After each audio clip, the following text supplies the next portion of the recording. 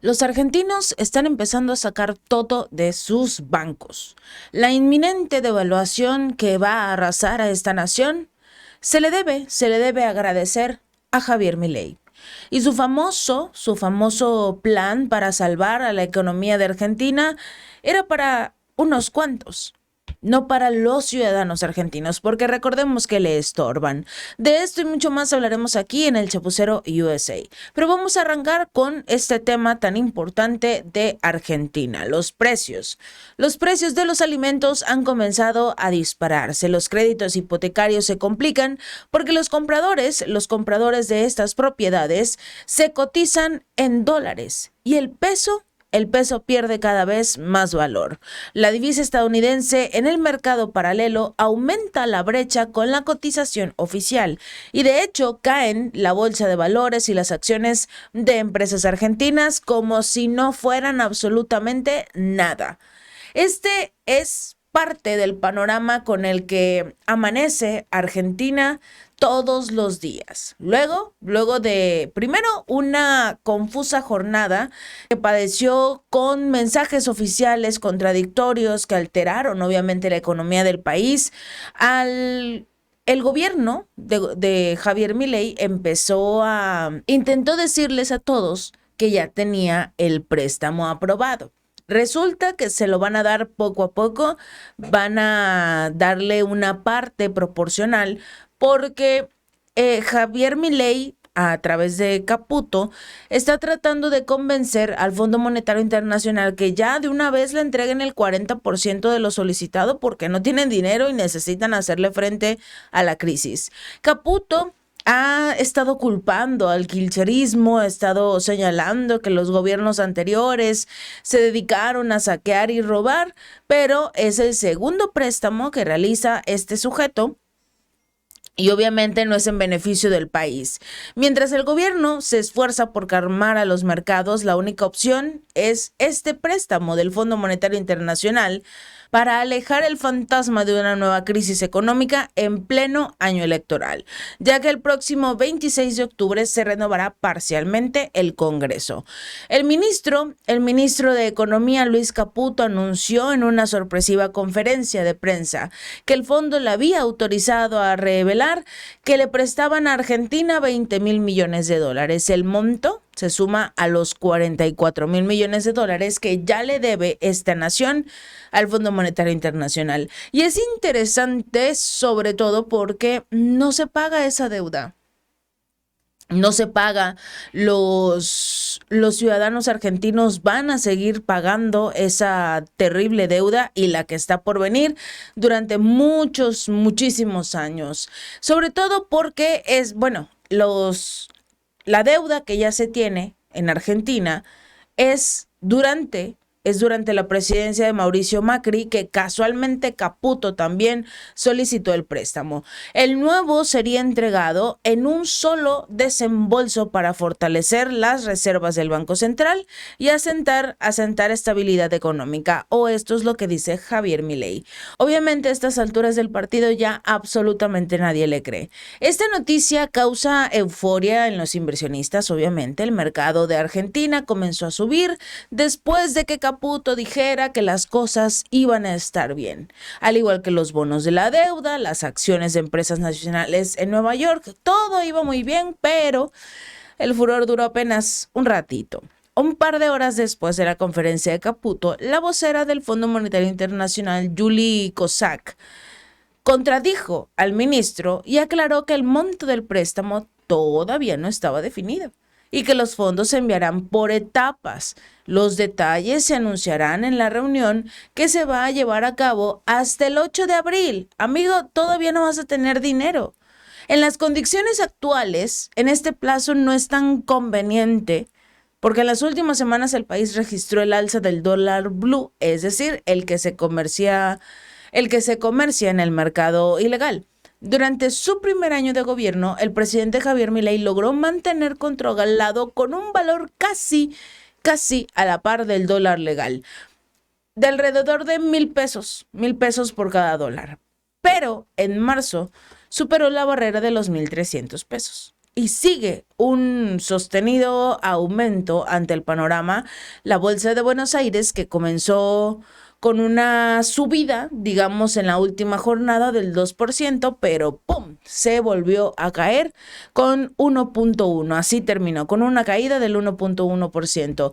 El mercado abre todos los días con mucha cautela por las contradicciones entre el gobierno de Milei y el Fondo Monetario Internacional, y frente al desconcierto, Milei dio un paso al frente para calmar los mercados, descartar que su gobierno esté optando por una devaluación, pero todos sabemos que eso es lo que le va a exigir el Fondo Monetario Internacional a Javier Milei para poder entregarle los recursos.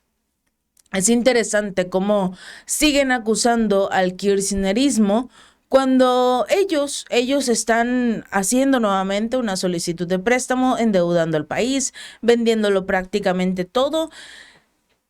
Lo que está haciendo Javier Milei es muy peligroso. El mandatario está apostando por una especie de intento de salvar a Argentina, cuando literalmente le está entregando todo al extranjero. Le está diciendo a Estados Unidos: aquí tienes, toma Argentina y haz lo que quieras con él. Pero bueno, por eso votaron. Por el otro lado, amo las empresas que poco a poco van regresando a Rusia. LG Electronics, esta compañía de Corea del Sur, ha confirmado que están llevando a cabo un reinicio de prueba de su planta rusa, que ha estado inactiva desde que se suspendieron las operaciones en el 2022 debido a las sanciones occidentales por el tema de la guerra. LG detuvo todas las entregas a Rusia, suspendió las operaciones en su planta de Rusa cerca de Moscú. Poco después de la escalada del conflicto, fue de los primeros también en salirse.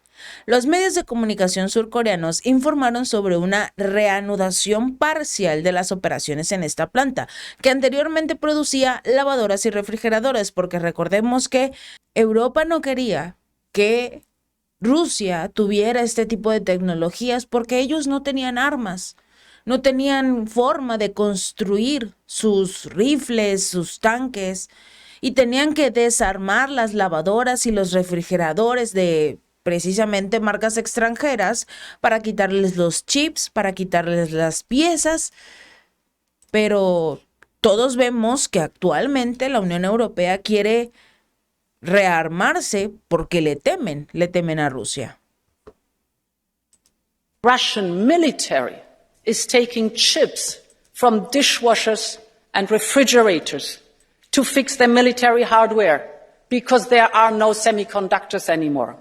Russia's industry is in tatters. Europe is ready to assume its responsibilities. Rearm Europe could mobilize close to 800 billion euros of defense expenditures for a safe and resilient Europe. We will, of course, continue working closely with our partners in NATO. This is a moment for Europe, and we are ready to step up. Definitivamente ya no hacen los tanques y las municiones solo con lavadoras y refrigeradores. Esta compañía tiene la intención de regresar con el objetivo de evitar la corrosión de todos los equipos que ya tenían en la empresa. De acuerdo con un funcionario de LG, actualmente solo se están utilizando materiales existentes en este sitio y van a sacar, digamos que sus últimos productos antes de poder regresar otra vez.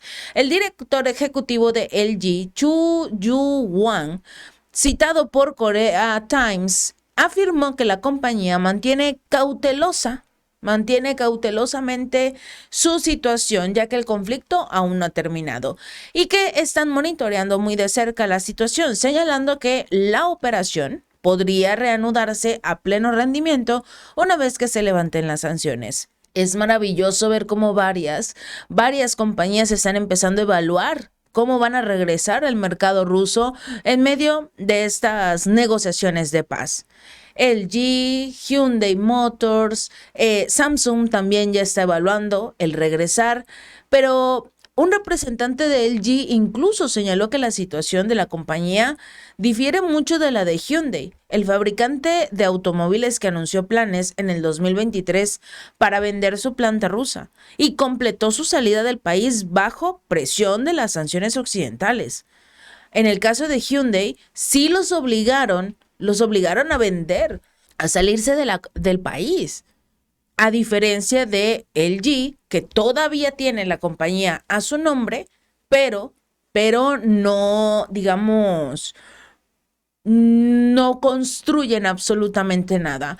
El presidente Vladimir Putin ha dicho en reiteradas ocasiones que las sanciones están destinadas a fortalecer la situación, digamos, ya complicada, de los países que tenían sus compañías en Rusia y se salieron. Todas las sanciones, en lugar de beneficiar a Europa o a los países que sancionaron a Rusia, solo fortalecieron inadvertidamente la base económica y tecnológica de Rusia, que cualquier posible regreso de las empresas extranjeras va a gestionarse con cuidado para proteger a las empresas nacionales que hoy más que nunca crecieron en Moscú. Rusia nunca ha cerrado sus puertas, ni ha expulsado a nadie. Ya se están llevando a cabo conversaciones confidenciales con algunas empresas extranjeras, y esto lo reconoció Vladimir Putin, pero las decisiones futuras dependerán de las condiciones del mercado y lo que les otorguen, sobre todo en el tema de los incentivos especiales, si los sectores ya están ocupados. Según el primer ministro Mikhail Mishustin, una comisión gubernamental especial va a evaluar el caso de cada empresa de forma individual. Cada empresa tiene sus, digamos, beneficios, o quizás no.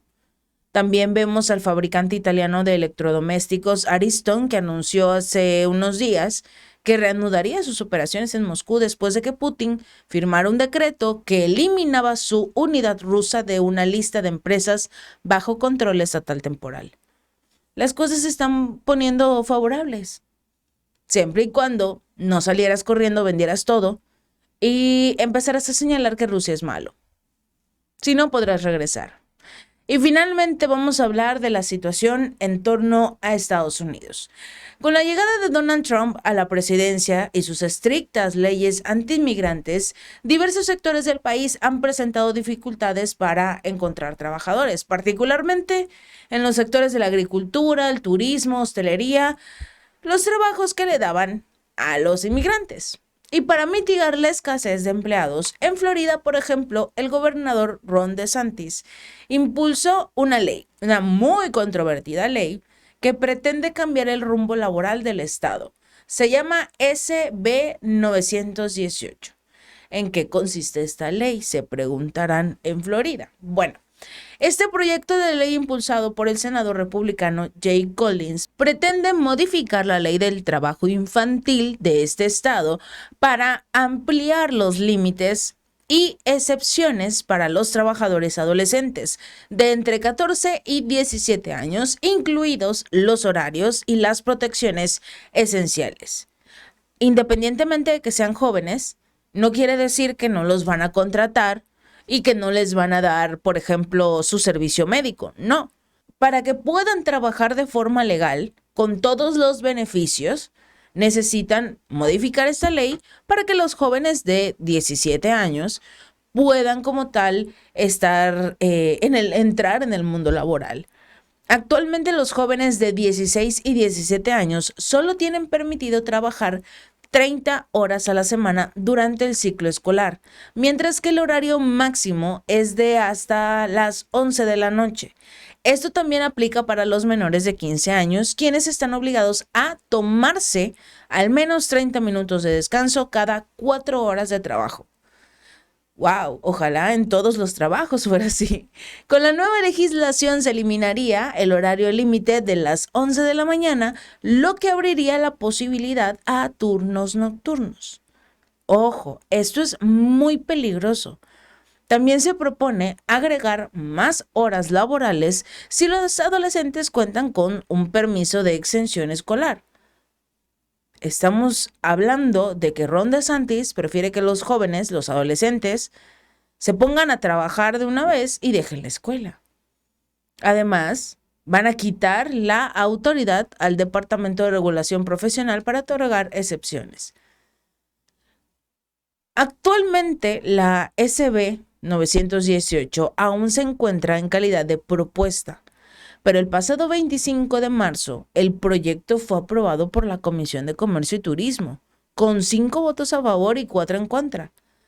De contar con el visto bueno del Senado, la ley entraría en vigor a partir del próximo 1 de julio y cambiaría también no solo el futuro laboral, no solo a los adolescentes, sino también a los migrantes en Florida, porque antes eran completamente necesarios los inmigrantes para ocupar ese tipo de cargos.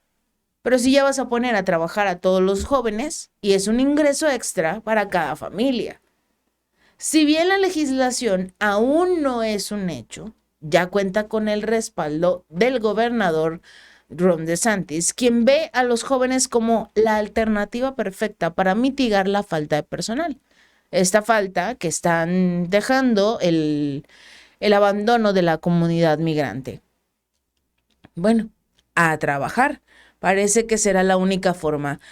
El problema es que como jóvenes, sobre todo los adolescentes de 15, 17 años, cuando ganan una buena cantidad de dinerito, después de empezar a trabajar, se les hace un dinero cómodo, un dinero, digamos que relativamente fácil, y prefieren trabajar que continuar con sus estudios. Es un arma de doble filo.